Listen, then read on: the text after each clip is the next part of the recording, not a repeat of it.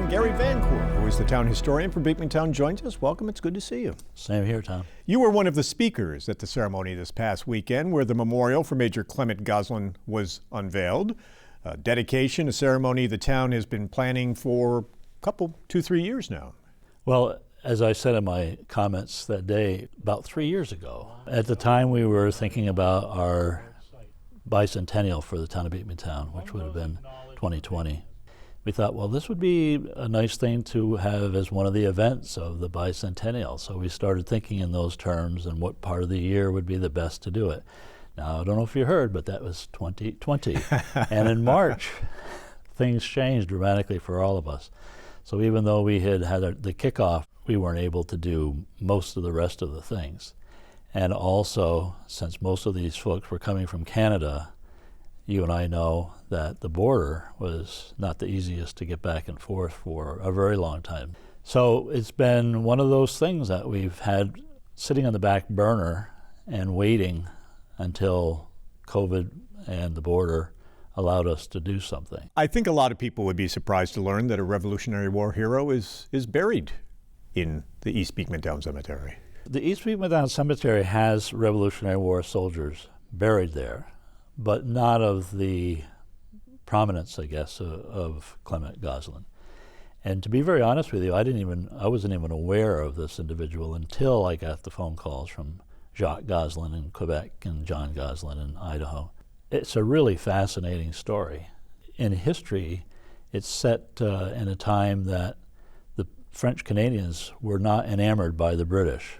There was a war prior to the Revolutionary War we call it the French and Indian War, but the Europeans call it the 7 Years' War. And it was one of the series of wars between England and France. And the result of that, well, I'll say French and Indian War, was that the British won. And they got New France. And New France, the majority of that population was French culture, French language, the Catholic Church. And it wasn't an easy pill to swallow. And the way that the French were treated by the English was not necessarily the best. So there was a lot of animosity between the French. It was only 10, 12 years later that the revolution started.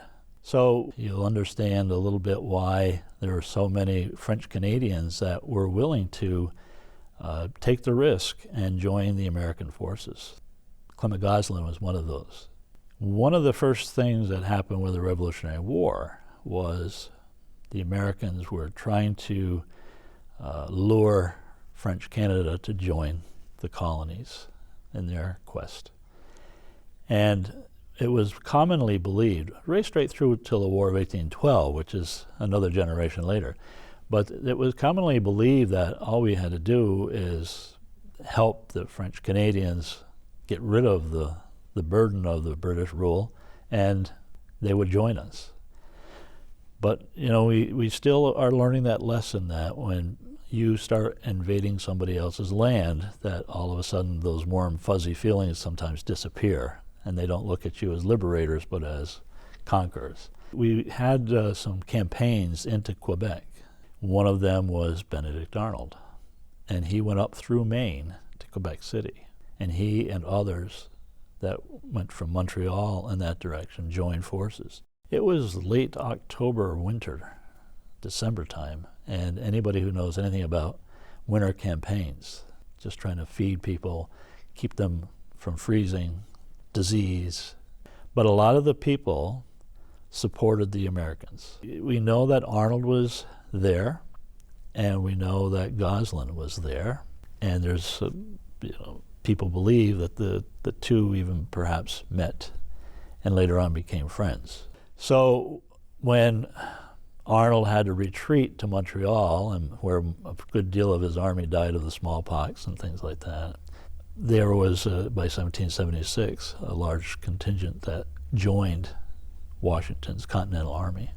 And that's how Gosselin got there.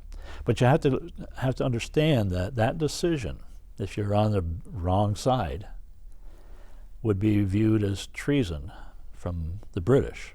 And also, by that time, the Catholic Church, which was sort of controlled by the British, it meant that not only were you losing your homeland, depending on how things worked out, but you could also lose your church.